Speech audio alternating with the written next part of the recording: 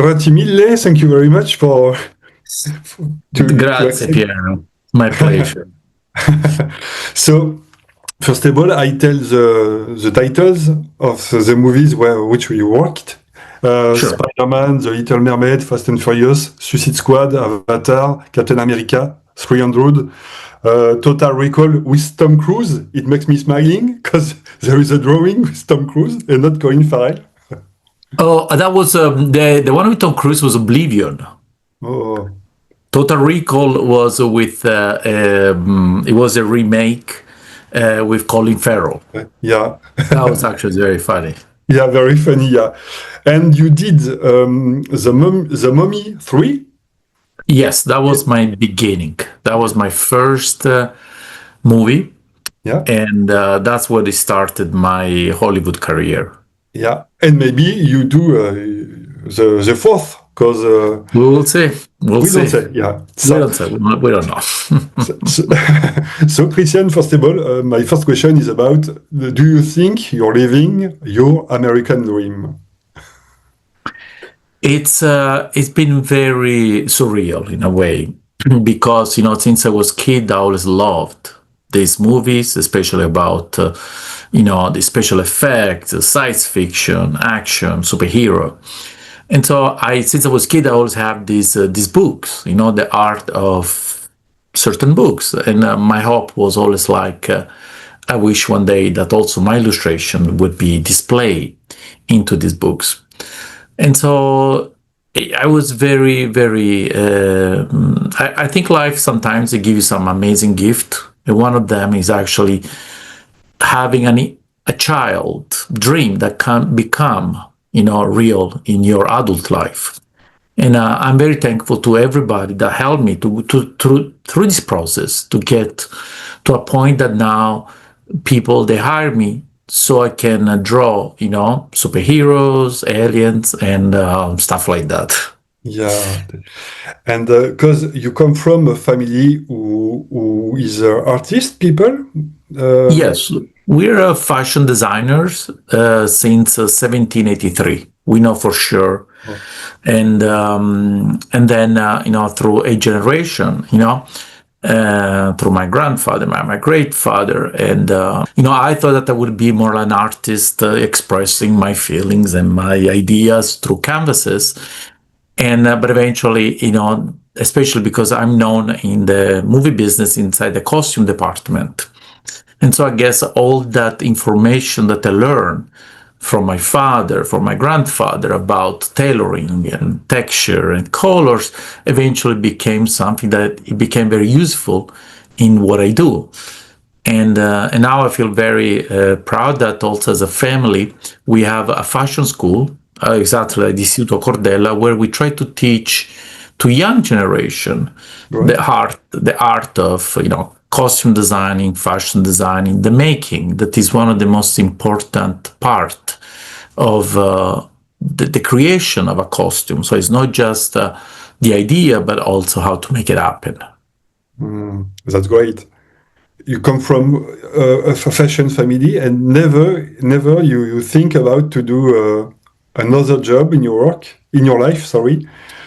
I mean, it's very interesting, because, I've been brought up in a family where, like I said, there is fashion, there is art, a lot of art. My father used to collect a lot of art pieces.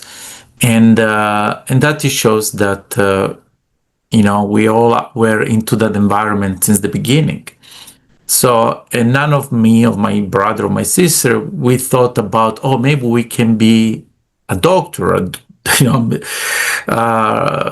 architect. For a little bit, I tried to study architecture in Milan, but then eventually I felt that it was not my road because it was more about structure, utilities, how to make things standing from a real perspective. When in my perspective was always fun, but what if there is an alien space, something that you cannot realistically create, is all fiction? And that was always something that always attracted me since a very childhood time. Yeah, yeah, and because you study in a few cities in Europe before going to Hollywood to America. Can you explain what did you learn in Milan, London, or Los Angeles? It's different, or it's Yeah, just like because as I said, like I studied in Europe. I started to study architecture. Then I moved away. Then I started to do a comic book school because also comic books was something that I was always very attracted to. And at the same time, my father used to say, maybe you want to also try a fashion school. And then I did also fashion school. All that became very important in my upbringing, about having all these, the comic book world, the architecture world, the fashion world. And then when I started to study Milan at the Academy of Fine Arts, that's when, my major was, set and costumes. But then when I won this prize in London at the Kingston University, that's when I refined my illustration skills and even animation. I was like, what if I can become an animator, right? So I had this amazing experience in this university where I was able to refine some of my skills, because also during that time I used to work for the Vatican as a painter. So I was raised as a traditional artist. But then when I started to move to Hollywood, actually I was in Florida. That's when I started to work as an art director, costume designer for all the different parks, from Disney World, Busch Garden, Universal Studios, all that world.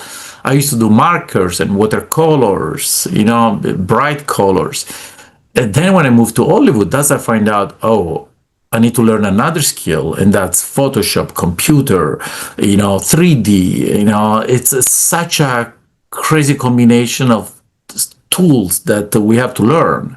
And but I think I think that there is a good to be born in a place that there was no computer at that time.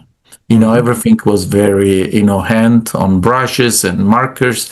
And then you learn another level of how to make art, through computer and through all these different tools that right now we have in our arsenal. So we can express the better idea to present to producer and directors. yeah, it's more easier. But when you studied in London, you didn't want to work in English production, or for you it was necessary to go to America and Europe. Not Well, necessarily. if you think about it, especially, at the time, all the projects, even now, they come from America to England. So they're not English production. They're American production that use England as a way to make the movie happen through different economical, political situations. So in a way, I always wanted to go to the beginning where the story starts, where the genesis of the idea of a movie. And that is always happening, in Hollywood, in Los Angeles. That's where you meet the people, you talk to people, and you try to figure out a way to, to work with all the environment, That's, one of my closest person. I say, maybe the French director Louis Leterrier. Oui, oui. Louis, it's been like one of my favorite person on this planet, from his artistry and his creativity. And to have the opportunity to meet these people is something that maybe I would have met a long time ago. I don't know, but there are certain places in your life that make you meet the right people at the right time. And in which movies you work with Louis Leterrier? It With was what movies? With Louis? With Louis, oui. Well, we met the first time on set of The Transporter 2. Okay. That was very, very like one of the most amazing time that I met Louis. But we worked together on the last Fast and Furious 10 also. Yeah. Fast 6, Yeah. And I'll say eventually also the 11th if, they will be able to. You do the sequel of the movie? Well, we will see. Everything is still a work in progress. As you know, the movie is finishing a cliffhanger. So it would be nice to finish it, right? Yeah. And your first movie in Hollywood, if I understand perfectly, it was The Mummy. Yes. And Yes. can you explain how did you have the job? How did you? It was when I met this amazing costume designer, Sanya Hayes.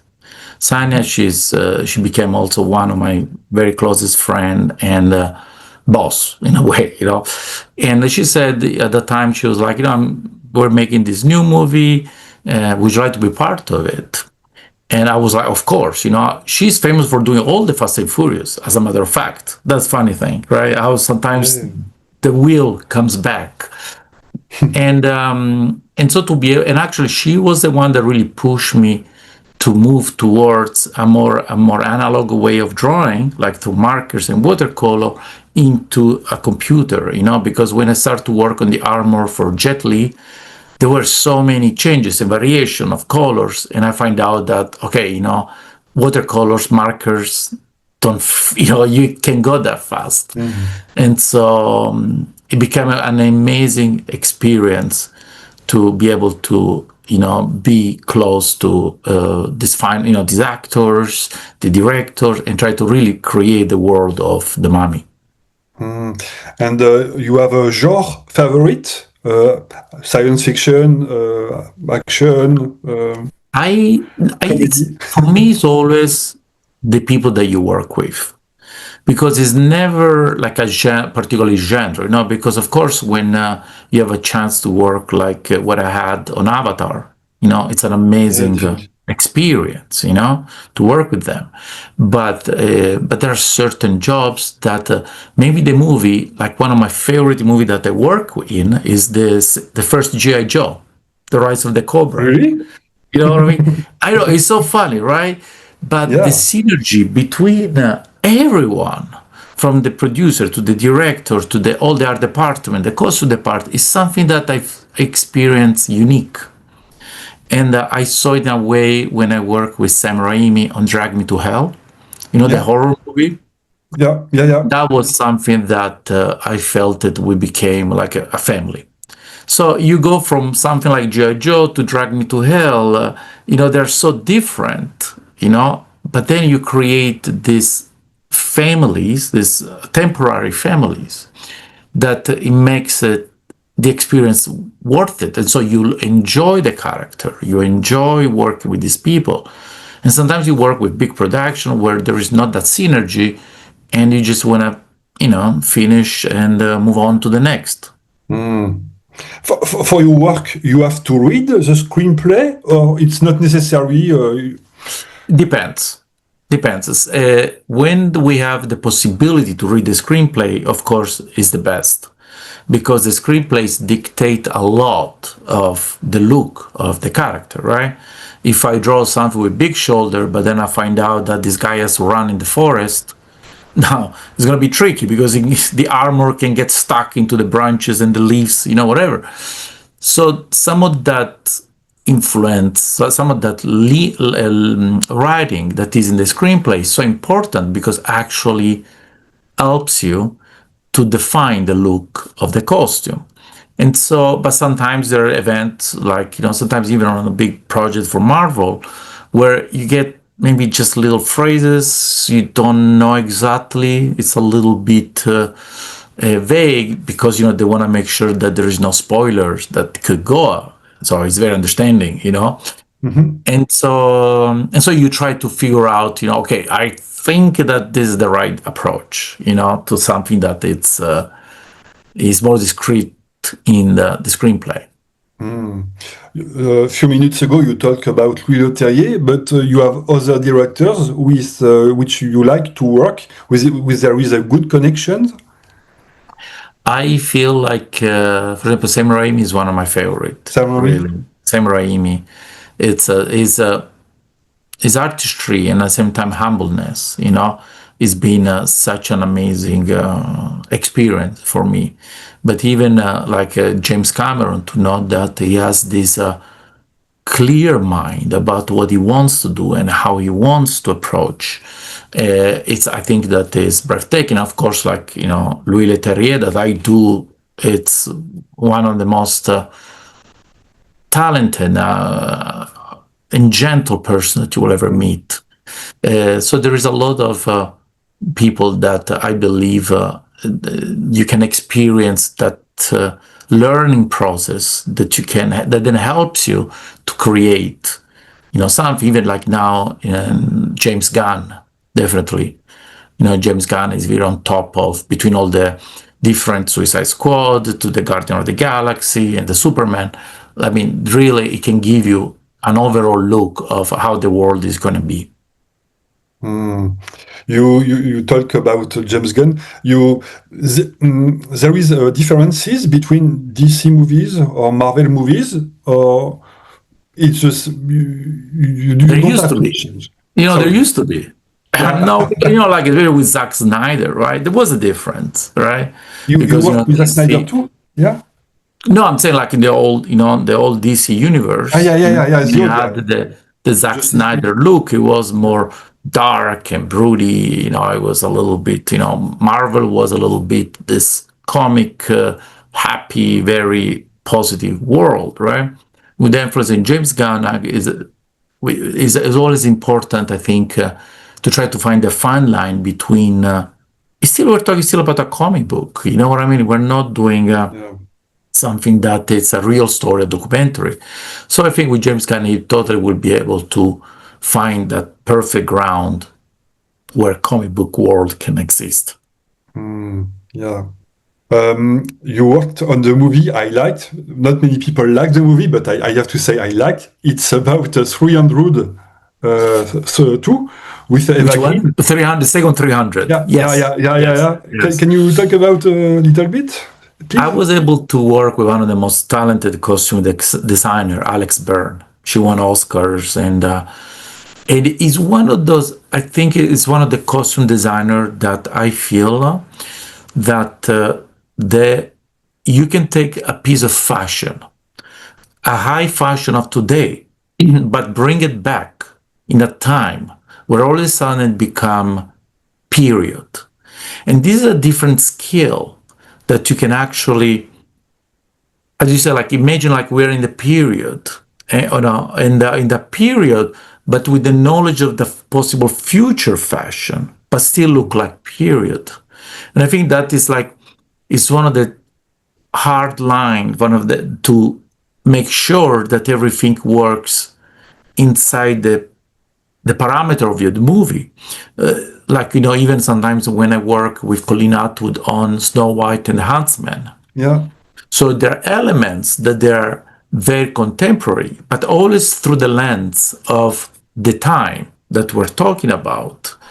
And this creativity and the craftsmanship that these people have when they create this costume is actually breathtaking. So it was actually an amazing experience working, with, the designer, the director, and the production designer, a Greek amazing, Topoulos. It's been very great. So it was one of my favorite experience. Oh, and we did all pencil. At the time, was pencil sketches. Yeah. All those sketches.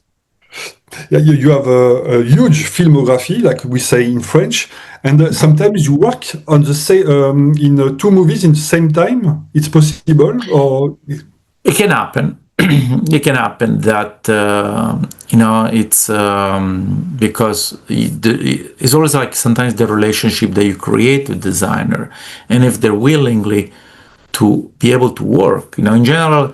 We try not to do that because we want to focus 100% on what we do. Yeah. But if there is like maybe a little project that we can do, at the same time during the weekends on a night, we try to, as an artist, it's very nice when you can do different things. You can go from sci-fi to horror to things like that. So commercial also is something that they need fast right away. 1-2 days gone out. So, and I think that if you have happened that you have to work extra hours, then you make it happen. So you need a big coffee. Big coffee, big espresso. Definitely. You worked in The Little Mermaid because it's Yes. under the sea, of course. It was more difficult, or it changed nothing for your work? No, it's once again, that was I was very fortunate to work with Colleen Atwood, from Snow White and the Huntsman.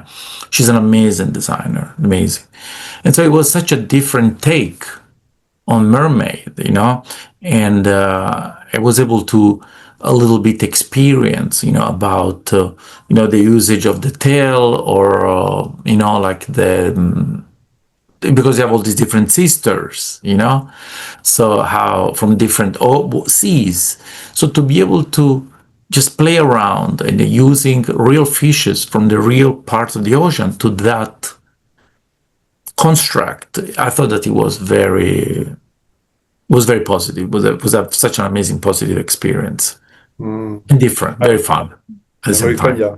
I remember when I watched, the Walt Disney movies or documentary, the illustrator had a huge library to work with. And can you do you use sometimes library too, or now it's just you looking for in internet and you find everything? I think it's like an onion peel, right? So there is something that internet, of course, is fast, right? You look for a different specific thing, and then all of a sudden you find out that there are some books related to that particular subject that you're interested. And if you can find a book through library right now, it's a little bit tough to actually use them.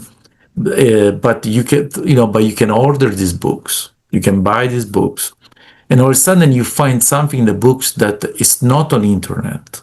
It's not what you're looking for, and all of a sudden, it's an amazing structure that you can find it. It's funny because I was looking something about skeletons, and all of a sudden I find this book about a museum of distort real bones that's been distorted by sickness and things like that. And suddenly when you buy this book, you find out some images that they're like, oh my God, I can't, I can't believe that there is something like that. But there are medical books, stuff like that, that if you're able to access to that knowledge, it's amazing, because internet give you specific things, but it cannot give you everything. And if you can find something that is a book that is particular about the project that you're working on, I feel it's like finding like El Dorado, you're so happy. You're like, yeah, this is going to help me. Yeah. And have you ever worked in Hollywood for an Italian story? And you said, I know my Italia, sorry. I did not. No, not yet. I did not work it's funny. I didn't work in Italian production yet, also because the movie that they do need like a sort of, we're talking about, science fiction, superhero. And as you know, in Europe, we're not very used to do those kind of movies, So in a way, like it's, for my particular position, it's always a little bit, eventually I would love to work with some very talented Italian director, but we'll see. So never know.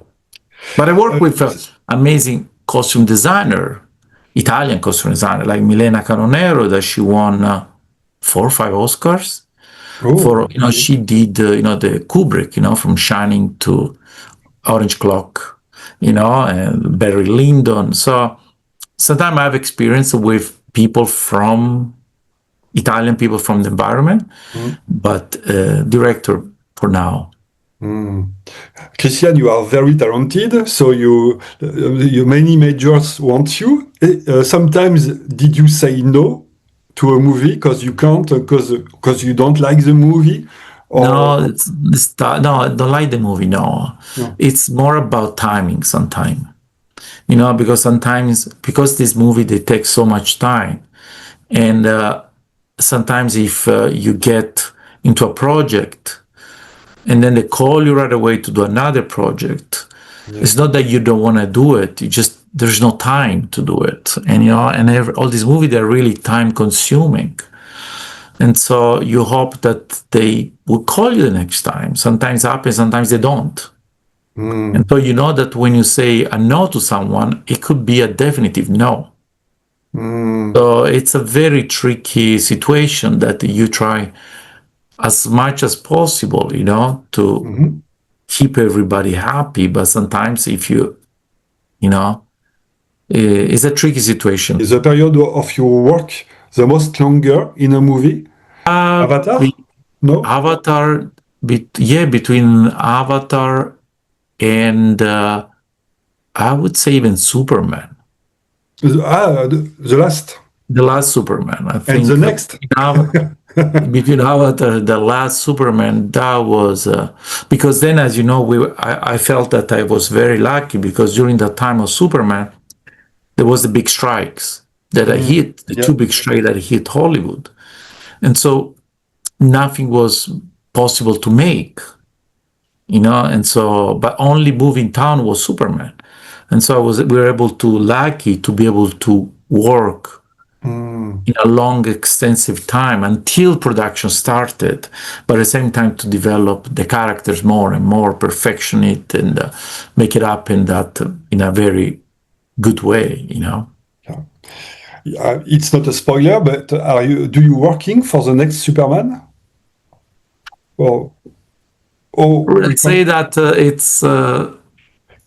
let's say that definitely there is something that I'm gonna be part of. Because I read the shooting is next year, so April. Okay. It's gonna be April next year. Yeah. Yes. Okay. So okay. Motus. Do you have friends with actors? It's one of my favorite people is Billy Zane. Billy Zane, you know, yes.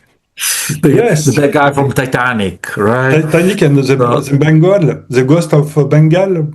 Yeah, then he did the Phantom. Sorry, he was one of the bad guys in Back to the Future. If you remember, in Back to the Future, one of the guys that he was always against, Marty.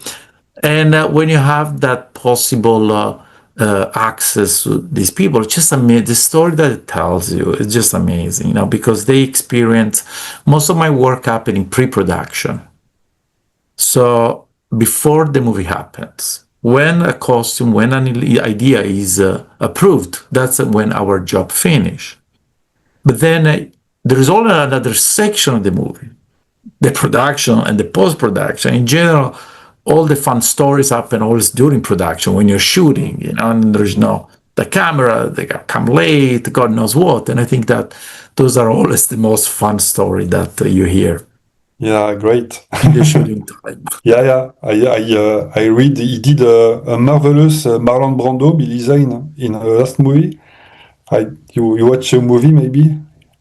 He did, yes, with Waltzing with Brando. Yeah. Actually, you know, it was such an amazing, I was really surprised. Number one, by his, you know, the acting that he did. The number two, I mean, even the movie itself is such entertaining and uplifting movie, right? Yeah. And it was nice because I was able to talk to the director, to him directly, because me and Billy, we work on this very funny movie. It's not funny, actually. It's about this post-American, actually after Christ American story with Indians, and you know, it was very interesting, and that's how, you know, we became friends. And sometimes movies bring people together. Yeah, that's great. And when you're watching a movie, you never said yourself, "Oh, I work on this movie," or you love the story and you. Or you it's always at the end, if the movie is successful, and if you had a good experience in the movie. So if you have the combination of you had a great movie and it's successful, you feel so happy, right? That you actually did a little piece to help this movie succeeding, you know? when the amazing Ruth Carter won the Oscar for Black Panther, Wakanda Forever, right? There is some of those elements that makes you very happy. It was a beautiful environment. She's amazing. And you feel that your contribution to the movie helped to get to that level. And sometimes there are movies that maybe they are successful, but the experience was not that good, and you just want to maybe not even mention it and just say, whatever is gonna pass by is gonna disappear, and see what happened. Yeah. Do you have a favorite movies or for personally things you work with in your long filmography? Yeah, you remember when I told you Drag Me to Hell Yeah. or Jimmy Joe, the first one? Those are the moments where I find it very rare that you find a synergy between all the different, especially between all the different departments. Because you might have a great time in the, for example, I work a lot in the costume department, but to find a synergy between even the accounting department, the art department, the production department, there are some of these events that happen very few. And especially as you can understand after COVID, everything became so online, that a lot of this beautiful personal relationship start to become more like a Zoom video like we're having now. I'm sure that if you and I were gonna sit in France having a coffee, it would be a way definitely more better experience than having a Zoom conversation. And for finish this interview, Christian, do you have an advice for young people who would like to do what you do? I think that this is a suggestion that I would do, because we're going through a very tough time as an artist that they wanted to make a business, because as we know, there is so many different tools that they're going to bring down the workload on a lot of artists. So we need to make sure that we open our head doing different things. Like, for example, when I started to do, for example, I tried to be fashion designer, a comic book artist, a decorator, like I said, an architect, or you cannot put all your eggs in one basket. Mm-hmm. I think in today's world, to do that one is very tough, because you need to have, and try to push yourself in every direction. Even like for yourself? It's, like I said, we're going through a different time. In the next 5-6 years, we're going to see some big changes especially in our environment. So we need to be like chameleon. We need to change with the time, with the space, and try to understand that if you want to survive, we need to learn certain skills. And that if you can differentiate your interest into different parts, it gives you more possibility of survival. Because then at the point, it's really a question of like, can you survive doing what you love? And eventually that is the question that we all want to have, right? To be able to say, yes, I can. I'm loving and I'm working, doing this what I love. So for the young generation, really open your head, open your mind, try to learn as much as you can from different things. It's not going to be easier, but even for us, for my generation, we are to the point that we need to, like a chameleon, change our colors. Because 5 years from now, I'm not going to be 95, that I'm going to be dead. I'm still going to be, So what can be the next phase that I need to get in? And it's tricky. It's a very tricky situation, but be positive and be open-minded to different things, I think helps a lot to open your choices and your probability of success. Oh, okay, so it's a positive message.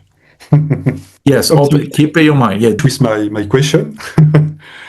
So I would like to say merci beaucoup. Thank you very much for your time. Merci beaucoup. I studied French was my first language that I learned. That's cool. Really? Merci beaucoup. Et puis, thank you, Pierre. We'll talk soon. Yeah, with pleasure, Christian. Bye. Have a good day. You too.